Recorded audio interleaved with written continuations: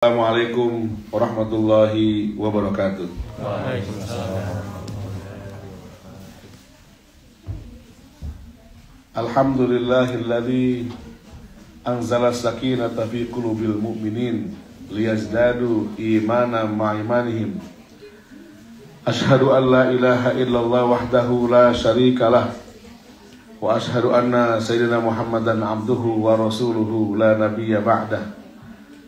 Allahumma salli wa sallim wa barik ala hadha an-nabiyyil karim Sayyidina wa maulana Muhammadin sallallahu alaihi wasallam. Allahumma sallim alaihi. Dikatakan bakhil kalau disebut nama Nabi tidak mau baca selawat, Pak, ya. Allahumma salli ala Sayyidina Muhammadin Allahumma sallim alaihi wa ala alihi wa ashabihi wa jududihi wa ansarihi ila yaumil qiyamah, amma ba'du. Faqala Allah ta'ala fil Qur'anil Karim, a'udzu billahi minasy syaithanir rajim, ya ayyuhalladzina amanu taqullaha wal tanzur nafsum ma qaddamat lighad wattaqullaha innallaha khabirum bima ta'malun. Wa qala an-nabiyyu sallallahu alaihi wasallam, ittaqillah haitsu ma kunta wa atbasil hasanata tamhuha wa khaliqin nas bi khuluqin hasanin. Shadaqallahul azim wa sadaqa rasul habibul karim wa nahnu ala dzalika minasy syahidin wasyakirin walhamdulillahi rabbil alamin. Saya duduk, izin. Ya, duduk. Hadirin sahabat sekalian, mari kita buka acara kita dengan doa. Sama-sama ikutin ya. Bismillahirrahmanirrahim. Bismillahirrahmanirrahim. Asyhadu an la ilaha illallah. Asyhadu an la ilaha illallah. Astaghfirullah. Astaghfirullah. Nas'aluka ridhaka wal jannah Nas'aluka ridhaka wal wa na'udzubika wa na'udzubika min sakhatika min sakhatika wan nar. wan nar. Allahumma innaka afuwun tuhibbul afwa tuhibbul afwa fa'fu anna fa'fu anna ya karim. ya karim. Alhamdulillah, pada kesempatan sore ini mari kita bersyukur Allah Subhanahu wa taala atas karunia-Nya, atas izinnya kita bisa berkumpul bersilaturahmi, dan saya yakin antum datang pada jauh-jauh. Kecuali yang tinggal di Takahashi. Takahashi ya, bukan Takashi, Pak. Kalau saya mau nyebut Takashi murah gitu. Takahashi namanya. Alhamdulillah. Mudah-mudahan langkah-langkah Bapak Ibu sekalian dari rumah tempat masing-masing dihitung pahala Allah Subhanahu wa taala. Semakin jauh datang ke sini, semakin banyak pahalanya. Yang dekat mendapatkan barokah Allah Subhanahu wa taala. Oleh karenanya jangan lupa kita bacakan salawat dan salam kepada Rasulullah SAW, kepada para sahabatnya dan keluarganya, kita semua sekumpul dengan Islam. Hadirin berbahagia, ini 3 kali pertemuan, 3-tiganya orangnya sama semua nih. Mudah-mudahan tanpa mengurangi materi yang saya sampaikan, tapi insya Allah materinya beda lagi. Gitu.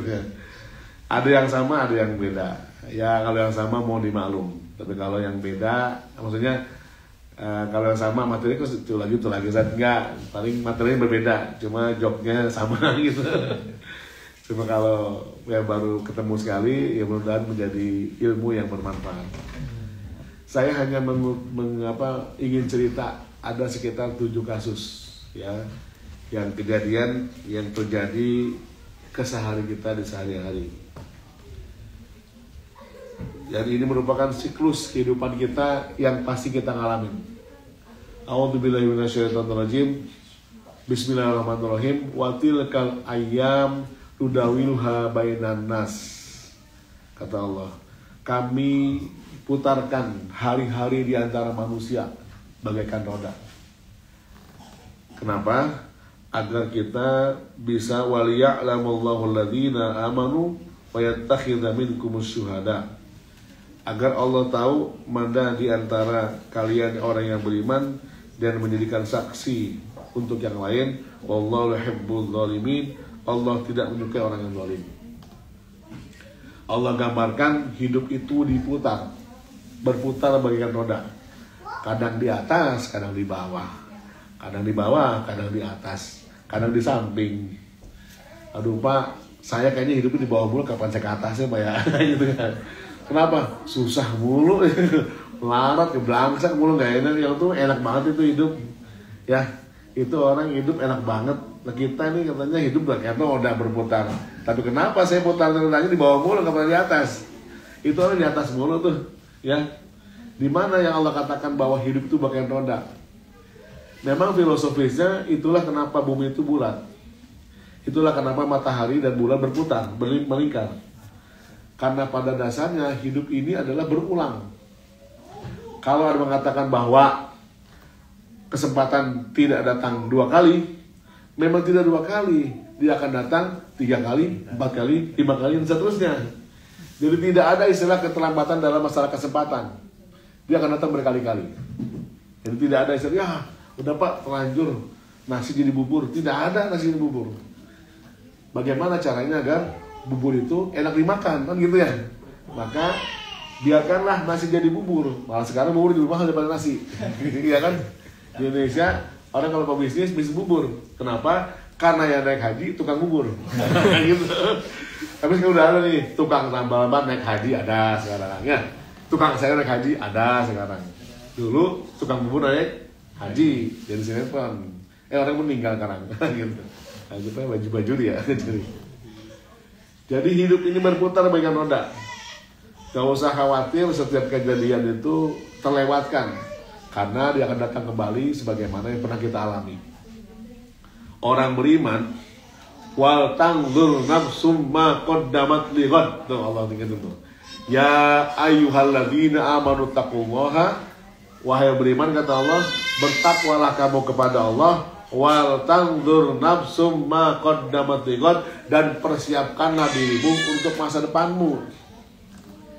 Jadi bertakwa itu dengan menyiapkan masa depan ada kaitannya. Melihatlah ke depan, wal tangdur, lihatlah, tunggulah bisa, lihatlah ke depan. Nafsum ma qaddamat lighad, untuk menyiapkan diri untuk masa depan atau esok hari. Oleh karenanya kita lihat nih, ada beberapa siklus atau kejadian yang sering kita alami. Kasus pertama, suatu kampung, suatu ketika, satu kampung orang pada ngumpul mau ngapain? Ngumpul pada pengen sholat istisqa. Tahu sholat istisqa ya? Sholat minta hujan. Jadi di kampung itu kumpul orang nih, pengen sholat istisqa, banyak datang. Di antara sekian orang kampung pada mau sholat istisqa, ada seorang anak kecil yang bawa payung. Ya, bawa payung. Padahal hujan belum turun, gitu. Ya, akhirnya ditanya, "Nak, kenapa kamu bawa payung? Kan belum hujan." Apa jawabnya? Karena saya yakin setelah ini hujan turun. Memang kalau pengen keajaiban Allah, sholat istisqa. Dan saya sering alamin. Habis sholat istisqa, padahal khutbah belum selesai, itu hujan udah turun. Padahal panas banget. Tiba-tiba turun hujan. Memang begitu. Rasulullah kalau sholat istisqa, doanya nggak begini doanya. Karena sungguh sangat-sangat minta akan turun hujan. Jadi seorang itu yakin bahwa setelah sholat istisqa, hujan turun, maka dia bawa payung. Itulah yang dinamakan dengan keyakinan. Ya, catat. Ini. Kasus kedua, seorang ayah itu biasanya kalau sedang sama anak kecilnya, dia mengalung-alungkan anak bayinya, walaupun nggak boleh ketika sehat, begini ya, mengalung-alungkan anak bayinya. Ya, setiap ketika dialungkan ke atas, anehnya sang bayi ini tidak nangis, malah ketawa. Tapi gini, makin tinggi makin ketawa, kan seneng. Kenapa si bayinya begitu dialungkan dengan ketawa? Karena dia percaya bapaknya akan nangkap lagi walaupun dialungkan gitu kan. Kan nggak ada begitu alungkan, tinggal begini gitu. Jatuh tuh, nggak begitu, nggak mungkin. Makanya karena dia percaya sama bapaknya, bahwa bapaknya akan kembali menangkapnya. Itulah yang dinamakan dengan kepercayaan. Kasus ketiga, kalau kita tidur malam, biasanya, kalau macam saya ini kalau tidur sendirian di Kelas Iki, saya pasang alarm, ya, pasang alarm, bangun pukul 3:30 mau sahur. Kalau hari biasa kita mau 3:30 mau sholat malam gitu, pasanglah kita masang alarm. Padahal kita tidak tahu apakah umur kita nyampe besok. Kan doanya Bismika Allahumma ahya wa bismika amut, kan? Ya Allah, dengan namamu aku hidup, aku mati. Ya bisa jadi mati. Tapi kita berharap halal salat sebisik jauh-jauh ke sini lagi ini dimanapun tempatnya sebisa terus satu. Karena naluri manusia, Ustaz. Naluri manusia, alhamdulillah. Alhamdulillah halal salat. Dimanapun tempatnya. Jadi ketika kita tidur, kita kan nggak tahu umur kita besok sampai besok atau tidak, tapi kita punya harapan bahwa besok kita pasti bangun, maka dipasang alarm agar kita bangun. Itulah yang dimaksud dengan harapan, ya. Jadi keyakinan, kepercayaan, dan harapan harus tumbuh dalam diri kita terus, di jiwa kita. Apalagi antum semua adalah para musafir, para perantauan. Itu harus punya keyakinan tentang kehidupan, harus punya kepercayaan akan masa depan, dan harus punya harapan akan hidup kita lebih baik ke depan. Karena kalau kita punya harapan datang ke sini, kan ada hashtag Indonesia, tabur aja dulu. Makanya pergi ke sini punya harapan, insya Allah kita akan lebih baik kehidupan kita daripada sebelumnya. Jadi keyakinan, kepercayaan, dan harapan harus ada terus dalam diri kita sebagai seorang perantauan. Dan itulah yang menyebabkan kita jadi survive dalam kehidupan. Ya, keyakinan, kepercayaan, dan harapan harus ada. Harapan itu masih ada. Dulu ada istilah nasib, sarapan itu masih ada. Harapan itu masih ada, gitu. Harapan itu masih ada, gitu ya. Jadi memang harapan itu akan terus. Selama kita punya harapan, selama itu pula kita masih hidup. Kalau nggak punya harapan, berarti nggak hidup. Ya, gitu ya. Nah, itu 3 kasus yang mungkin saat ini kita harus punya dan alami terus. Keyakinan, kepercayaan, dan harapan. Kasus keempat, tapi ini pengalaman pribadi saya, karena bukan sama bukan malam. Kasus keempat, suatu ketika seseorang, katakanlah saya lah ya, jalan-jalan nih ke Takahashi lupa ya, Takahashi ya. Begitu saya jalan, ada wanita cantik, ya, soleha lagi, cantik, soleha lagi. Maksud hati pengen ngelamar ada gadis tersebut. Gitu ya, kan jauh dari rumah nih, Jepang, gitu. Istri nggak tahu kan gitu. Ini live, Ustaz. Hah? Ini live. Oh, ini live. Itu saya nggak tahu. Istri saya sedang itikaf di masjid. Istri saya lagi itikaf di masjid, yang nggak boleh pegang handphone gitu. Jadi semalam saya di masjid di Kelas Iki, istri saya di masjid lain. Tapi izin mau ke itikaf. Memang lagi pada mau itikaf banyak nih. Makanya saya bilang kalau itikaf itu di masjid, kalau di rumah namanya istrikah. Ya, jadi kasus keempat ini saya mau sedang jalan-jalan, tiba-tiba lewat seorang gadis cantik yang soleha, niat hati pengen melamar gadis tersebut. Tapi ternyata begitu mau mendekati, terbayang-bayang wajah istri di depan muka. Gitu. Akhirnya nggak jadi.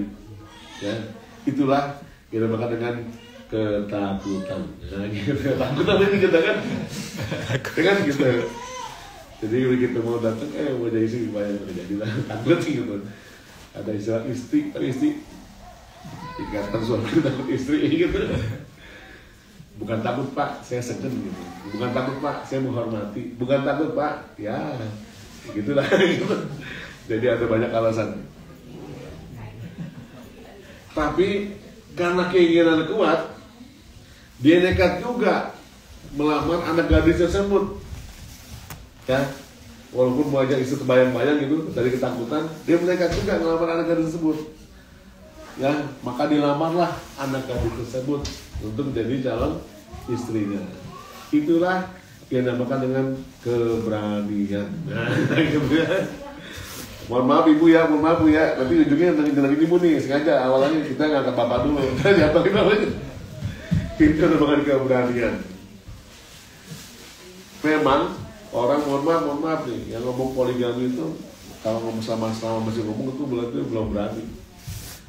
Menikah 2, 3, 4 itu bukan masalah kemampuan. Ente pada mampu semua nih ya, tapi duitnya banyak lah gitu. Bukan masalah kesempatan ada. Orang istri jauh, mana? Yang istri Indonesia mana? Istri Indonesia ada. Indonesia sana tuh. Ini kesempatan ada sih. Kesempatan ada nih. Bukan masalah kemampuan, bukan masalah kesempatan, tapi masalah keberanian. Kita berani apa enggak? Gitu kan? Ya, dia nekat juga melamar tersebut.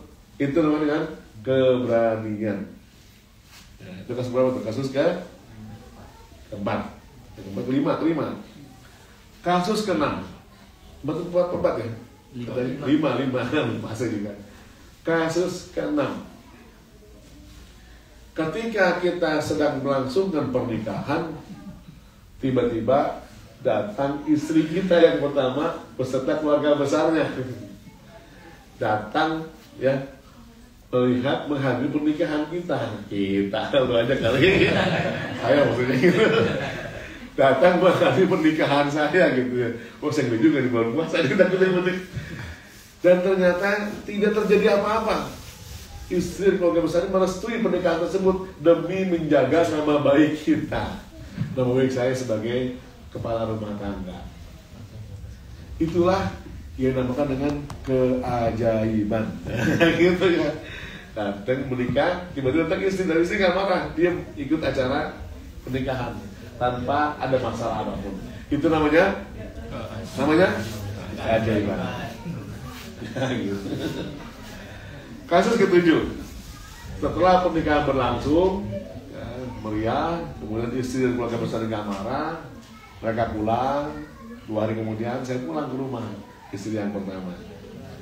Begitu sampai rumah, istri menyambut dengan gembira, menyambut dengan senang hati, dengan senyumnya, lalu disuguhkanlah makanan-makanan kecil, ringan dan kopi.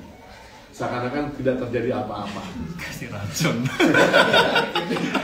Begitu diminum, tiba-tiba mulutnya berbusa-busa. Itulah dinamakan dengan keracunan. Hanya berbangga, ini namanya siklus kehidupan. Ya, ada yang lain nggak? Yang kecil kita bahan-bahan bahwa ketakutan, keberanian, keajaiban itu adalah sesuatu yang sering kita dapat dengan tiga pertama tadi itu. Masalah keyakinan, masalah kepercayaan, harapan itu adalah hal-hal yang kita dapatin. Yang barangkali setiap waktu, setiap saat kita mendapatinya. Nah, bagaimana sikap kita ketika menghadapi hal tersebut? Ya, kita tidak bisa menghindar. Mari kita, yang 3 pertama kan memang ada dalam diri kita. Sebagai seorang perantauan, dia harus punya keyakinan, dia harus punya kepercayaan, punya harapan dalam menghadapi hidup ini. Dan juga ada istilah tadi, keberanian. Ada rasa takut, wajar. Pasti pertama itu masih memang takut kan. Takut gak bisa hidup, takut gak bisa kerja, takut kuliahnya gak bisa, orang bahasa Jepang, boro-boro ngomong, baca aja gak bisa gitu kan. Pasti ada rasa ketakutan. Tapi itu semua akan hilang ketika keajaiban itu datang. Wah, tiba-tiba bisa. Wah, tiba-tiba saya bisa. Oh, tiba-tiba udah 4 tahun di sini saya. Oh, tiba-tiba 19 tahun. Dan rata-rata orang tinggal Jepang itu betah, katanya. Betah ya? Betah nggak? Alhamdulillah. Saat dulu niat saya itu cuma 3 tahun kan. Saya mau pulang. Sekarang udah 15 tahun di sini gitu. Betah saya. Apalagi kalau sama istri. Ya. Jadi kalau sama istri makin betah. Kalau nggak ada istrinya, gitu. Oleh karenanya sekali lagi hal-hal kayak begini nih yang kesan kita dapatin. Ada whiteboard ya? Nah, whiteboard yang saya tulis. A'udzubillahi minasyaitonirrajim. Bismillahirrahmanirrahim. Mana spidol? Di atas meja. Ini spidol? Hah? Iya. Oh. Saya kira ini poin ini. Sebentar, saya tadi Mas Waki nanya saya pakai PowerPoint nggak? Saya bilang saya nggak punya hand laptop, ini nomor laptop, ternyata di masjid ada laptop ya. Bentar. A'udzubillahi minasyaitonir rajim. Bismillahirrahmanirrahim. Isbir ala ma yaquluna wahjurhum hajran jamila. Wadhkur abdana Daud dzil aidi innahu awwab. Isbir ala ma yaqulun. Ini sama kayak tadi nih, sama kejadian tadi. Isbir ala ma yaqulun. Sabarlah terhadap apa yang mereka katakan. Sabarlah terhadap gosip, digosok makin sip. Sabarlah terhadap rumor. Sabarlah terhadap omongan orang. Sabarlah terhadap cercaan orang. Sabarlah terhadap mungkin barangkali kalau tinggal di diri orang ada hal-hal yang membuat kalau kita nggak nyaman. Mohon maaf. Saya beberapa kali ada acara di Jepang itu, gak lama polisi datang. Kenapa? Ada telepon dari tetangga, ada berisik, gitu. Kan gak enak ini ya. Nggak cuma di sini, di Korea gak sama begitu. Saya punya ada acara, kebetulan kalau di Korea tuh banyak teman-teman nadiin sebelum ceramah suka pada hadok, gebrak-gebrak gitu. Jadi kalau gebrak-gebrak gini berarti tetangga denger rame, telepon, datang polisi, suruh diem gitu. Kalau di Indonesia waduh biro, gitu. bayar, bayar. Kalau di sini enggak ya. Saya malah pernah didatangin sama polisi di Korea, dikasih duit 4.000 yen. Won. Won, maaf yen. Yen orang duit. 4.000 won sama jeruk 2 peti katanya. Ini buat buka puasa katanya sama Ustaz sama jamaah. Saya bilang, ini tahu-tahu kan orang polisi Korea gitu ya. Artinya hal kayak gini nih, isbir ala ma yaqulun. Sabar saja. Ya. Sabar itu adalah bukan tidak mampu, bukan lemes, bukan tidak punya daya. Sabar itu adalah menjalankan sesuatu hal sesuai dengan yang Allah takdirkan. Itu sabar namanya.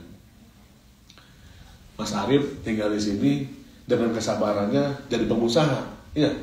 Sudah takdirnya Pak jadi pengusaha walaupun saya lulusan kuliah gitu ya. Memang jalan begitu. Kalau saya Indonesia bisa jadi nggak jadi usaha. Justru kalau saya tinggal di sini jadi pengusaha. Begitu pula bisa jadi nggak ya. Ada kerja gitu barangkali. Sudah takdirnya kita tinggal di Takahashi ya. Takahashi yang jauh dari mana-mana, mungkin dikelilingi oleh gunung. Sudah takdirnya saya tinggal di Yokoyama. Saya nggak tinggal di Tokyo atau tinggal di Osaka yang lebih ramai gitu. Semuanya kita jalankan dengan kesabaran. Karena sabar itu adalah ketika kita menjalankan sesuai sedang Allah takdirkan. Jadi ketika orang bicara isbir ala ma yaqulun, ini salah satu trik bagaimana kita bisa berinteraksi sama masyarakat di Jepang ini. Wadhkur abdana Daud, kata Allah. Ingatlah akan hambaku namanya Daud. Dzil aidi innahu awwab. Karena Daud itu punya punya kekuasaan, punya kekuatan, punya kewenangan, punya kehebatan luar biasa. Innahu awwab. Tapi Daud juga orang yang taat. Jadi memang Allah gambarkan ini Nabi Daud alaihissalam seorang nabi yang punya kekuasaan, masih muda, udah menjadi raja. Dalam riwayat itu katanya beliau masih usia 6 tahun jadi raja. Kenapa masih kecil? Jangan bayangkan 6 tahun kayak sekarang. 6 tahun zaman dulu udah gede gitu ya. Nabi Daud itu udah besar tinggi. Kalau orang menyebutnya dengan David, luar barat. Itu 6 tahun udah besar. Tapi mungkin masih anak-anak gitu ya. Artinya masih muda sudah jadi pemimpin. Sudah masih muda sudah jadi wapres. Kali kata. Tapi Nabi Daud betul-betul memang punya kekuasaan, punya kehebatan, dia punya mujizat. Indallah astofa, Allah pilihkan Nabi Daud menjadi pemimpin gitu. Allah yang pilih mah ya, bukan pamannya ya. Gitu. Live ya. Bukan pamannya, Allah yang pilihkan Nabi Daud untuk jadi pemimpin walaupun dia masih muda. Karena nggak melanggar MK, nggak melanggar aturan. Dia mengapa sudah Allah pilihkan Nabi Daud. Kenapa? Karena dia punya fisik, punya mujizat. Mujizatnya bisa melunakkan besi. Jadi punya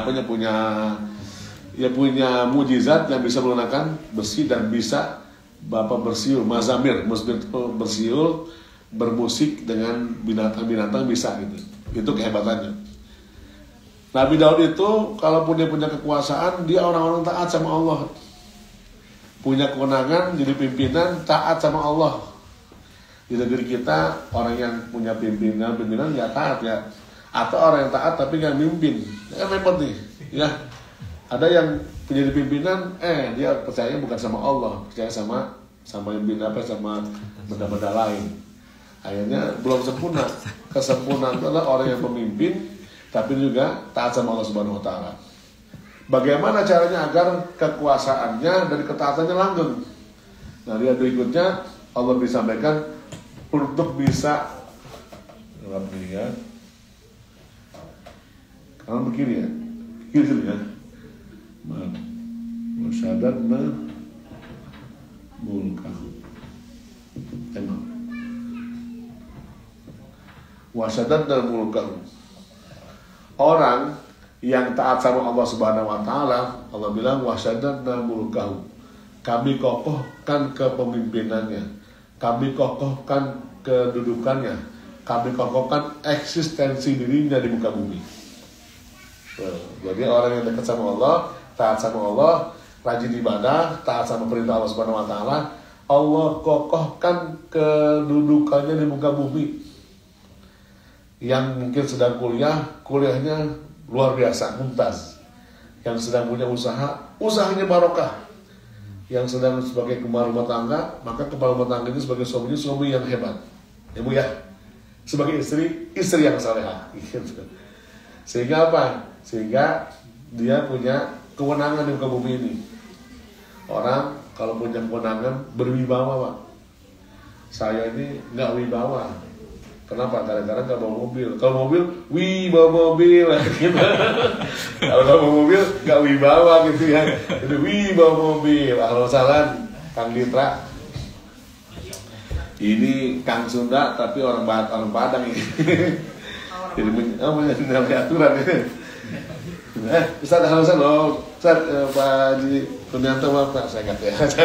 Kalau pakai kopiah saya pangling dia gitu, jadi sepantaran dengan kita semua. Halo Ustaz, selamat datang pada Bapak Haji Kurnianto.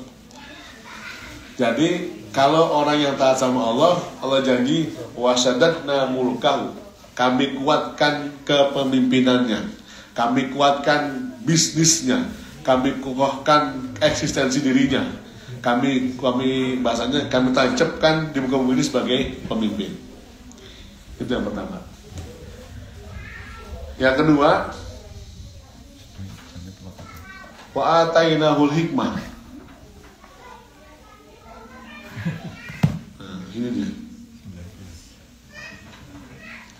Wa atainahul hikmah.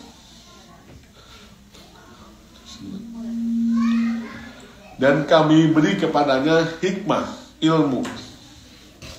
Pada para mahasiswa, kalau pengen kuliahnya cepat beres, maka dekat sama Allah.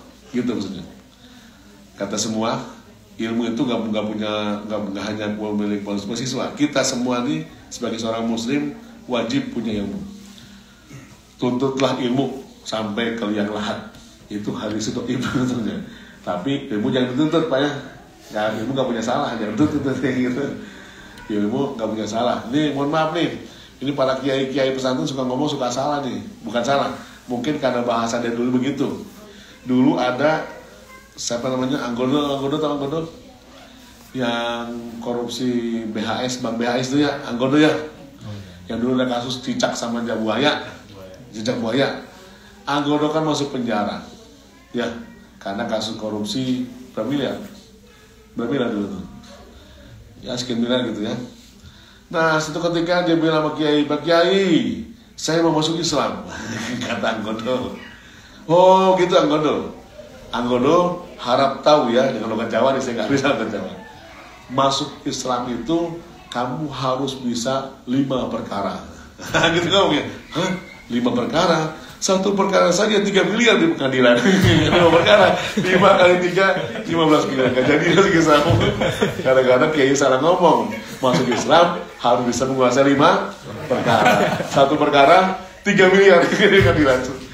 Subhanallah. Jadi jangan salah Pak. Pengadilan itu kalaupun bahasa tulisannya gratis, itu pengadilan itu bayar. lagi bayar gitu ya. Kemarin sengketa pilkada teman saya itu untuk menggugat saja itu habis 400 juta.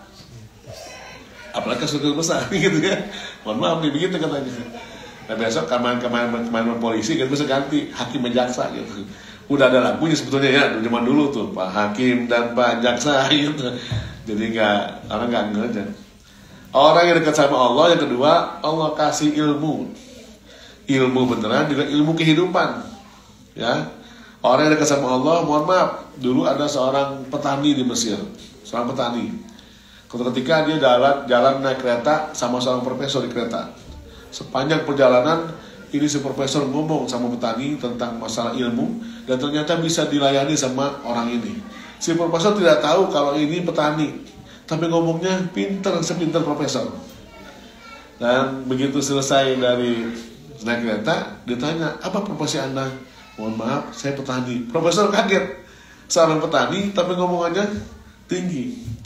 Di Tangerang ada tuh nelayan. Ketika kasus pagar laut, ngomongnya hebat tuh nelayan. Siapa namanya? Lupa. Itu jauh sih di Jepang. Harusnya yang tahu. Ya, kenapa? Karena orang yang taat sama Allah, dekat sama Allah, Allah kasih tahu nih, wa atainahul hikmah. Dan janji Allah, wa 'allamnahu min ladunna ilma. Ada istilah ilmu laduni. Ilmu yang nggak pakai belajar langsung pinter. Ada gitu ya. Ini biasanya anak pesantren nih. Anak kiai, anak ustad, anak kiai ustad tuh biasanya punya ilmu laduni tuh. Ini anak ketika belajar bandel banget. Kalau bahasanya sebenarnya bandel banget. Tidur, bolos gitu ya, nggak pernah belajar. Begitu pesantren jadi kiai gitu. Ternyata punya ilmu laduni. Dan ada konsepnya Al-Quran. Wa 'allamnahu min ladunna ilma. Ilmunya nggak pakai proses, langsung Allah kasih. Al ilmu nurun. SPP naik. Ilmu, ya kan gitu ya. Itu kan ilmu cahaya kan. Ilmu nurun, SPP-nya naik. Nah, jadi orang yang dekat sama Allah, Allah kasih ilmu. Kalau kita bukan mahasiswa bisa jadi ilmu kehidupan, ilmu yang Allah kasih langsung. Wa 'allamnahu min ladunna ilma. Ini ilmu laduni ini. Laduni ini bahasa gini, ladun. Wa 'allamnahu min ladunna ilma. Kami ajarkan dari sisiku ilmu. Jadi bahasanya ilmu laduni. Ilmu laduni itu ilmu yang gak pakai belajar bisa. Ada begitu di sini mahasiswa. Tiba-tiba bisa deng gitu. Dan banyak. Dulu ada lagi-lagi contohnya ada seorang ya orang yang saya lupa negara mana gitu dari Timur Tengah ya. Seumur hidupnya dia ngapal Quran dulu. Ngapal dulu, tapi nggak bisa ngapal-apal, udah tua ya. Dia ngapal, nggak bosan, ngapal terus. Walaupun dia lupa lagi. Karena prinsip begini, banyak menghafal, banyak lupa. Sedikit menghafal, sedikit lupa. Tidak menghafal, tidak lupa. Gitu kan tuh. Akhirnya dia nggak menghafal kan. Tapi orang ini ngapal terus. Walaupun habis ngapal, lupa lagi ngapal. Kayak gitu kira-kira. Kita ngomong gitu ya. Baru hafal nih 2 ayat. Begitu pindah berikutnya, ini lupa. gitu kan. Ini nggak jenuh-jenuh nih orang ngapal terus. Nah, suatu ketika dia sudah menghafal seluruh Al-Quran, tapi nggak hafal-hafal. Suatu ketika beliau mimpi. Dalam mimpinya beliau hafal Quran. Dan subhanallah, begitu mulai hafal Quran, Pak. Karena Allah melihat kesungguhannya menghafal walaupun dia nggak pernah hafal-hafal. Jadi kalau bagi kita semua ini kalau mau ngapal nggak usah bilang saya hafal apa enggak, pokoknya proses menghafal. Karena yang Allah lihat bukan masalah hafalnya, tapi bagaimana kesungguhan kita dalam menghafal Al-Quran gitu. Ya, masalah nanti Pak sudah tua, udah otaknya udah nggak sanggup lah, banyak kesibukan. Bagi saya banyak kehidupan Jepang ini susah Pak, nyari duit murah gitu ya, atau kuliah banyak. Ngapal aja dulu. Nanti masalah hafal nggak hafal urusan belakangan. Yang penting proses menghafalnya kita jalankan. Kalau kita menghafal Al-Quran itu menjadi bagian dari yang Allah katakan, nah nazalna dzikra wa innal hafizun.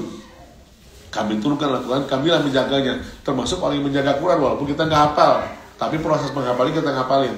Supaya apa? Nanti dapat ilmu laduni. Ya, tiba-tiba dapat ilmu laduni. Makanya Bu, Bapak doain anak-anak kita. Ini anak bandel banget ya, rapotnya 5 mulu gitu ya. Anak siapa sih lo? Tahu anak dia, anak siapa lo gitu ya. Jadi gak usah khawatir, doain aja, doain. Anak kita doain. Gak usah lihat nilainya berapa, rapotnya berapa, ya. Di matematikanya bisa apa enggak, gak usah. Pokoknya doain aja, udah habis ya. Oh, itu ini kok jam masih di 5 itu? Tidak. Oh, salah ya. Oh, baru. Ini baru 1 materi. Oh iya, di sini jam 5:27. Hampir lagi ya. Jadi kalau dekat sama Allah, Allah kasih ilmu. Ibu ya, doain anaknya Bu ya, supaya punya ilmu laduni. Ibu-ibu nih, ibu soleh-solehan nih, kalau ngedoain anaknya pasti nyangkut. Gak usah pelit sama doa sama anak. Saya mah Pak ngedoain mulu Pak. Gimana doanya Bu? Ingat ya, doanya khusus. Sebut nama anaknya, lantunkan nama anaknya ketika dalam doa, dalam bukaan doa kita. Jangan cuma ya Allah, Rabbana hablana min azwajina wa dzurriyyatina. Itu kan umum tuh sering ya. Dan itu maksud dalam Quran. Tapi sebut nama anak-anak kita, ya itu jangan kita sebutin. Udah nyampe Pak, nyampe, insya Allah nyampe. Tapi kalau menyebut nama yang kita inginkan anak kita, insya Allah nyampe. Ilmunya langsung. Tiba-tiba anak kita pinter, naik kelas. Dia kalau udah SD, nggak masuk SD lah, nggak masuk kelas 1, langsung kelas 3 gitu lah, ada gitu ya. Ada 2 anak teman saya masuk SD langsung kelas 2, masuk SMP langsung kelas 2 SMP, karena anaknya pintar dari kelas 6, nggak pakai ujian lagi, dan dia termuda. Ada yang termuda ya, itu anak murid saya tuh Pak, yang dia ada di apa tuh di domain itu apa namanya, termuda menjadi masuk kuliah, masih usia 13 tahun udah masuk kuliah, ya. Kemudian Prematur.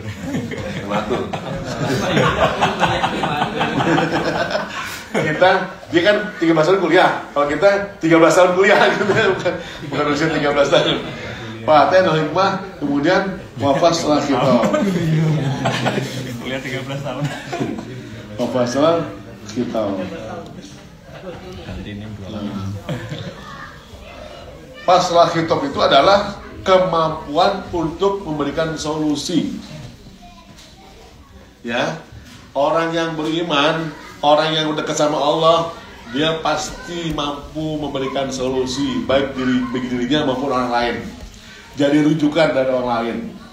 Jadi tempat bertanya, tempat mengeluh, tempat berkonsultasi, dan solusinya selalu tepat.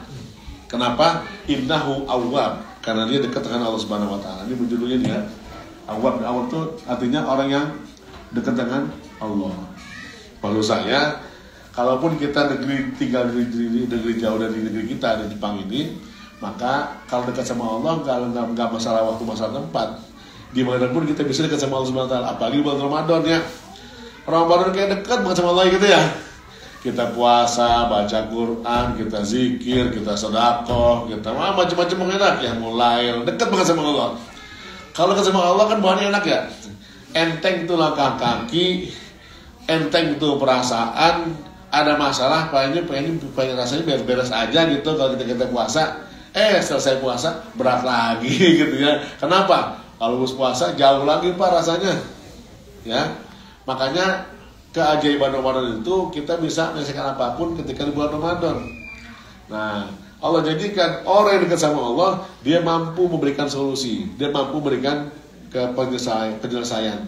Fasal khitab itu adalah dia memberikan khitab, keputusan. Dia mampu memberikan keputusan yang tepat bagi orang lain dan dirinya. Itu gitu. Nah, jadi makanya kepada teman sekalian, mari di Ramadan yang mulia ini adalah waktu yang tepat kita untuk dekat dengan Allah Subhanahu wa taala. Dan kalau kita dekat sama Allah Subhanahu wa taala, niscaya pasti Allah janji Allah, pertama Allah kasih eksistensi diri kita sebagai seorang muslim di muka bumi ini. Yang kedua, kami memberikan padanya ilmu, apalagi sebagai para mahasiswa atau pelajar. Yang ketiga, dia menjadi solution bagi orang lain, bagi semua hal. Kalau bahasa kita bijak sana dan bijak sini, gitu ya. Kalau cuma bijaksana, kalau nggak bijak sini juga kesian, ya. Itu orang bijak banget, hebat banget Pak di luar, di rumah biasa saja. Makanya harus bijak sana, bijak sini supaya hidupnya seimbang, ya. Itu barangkali yang saya sampaikan. Ini sebenarnya materinya masih panjang, saya lupa kalau ternyata cuma sampai 5:30.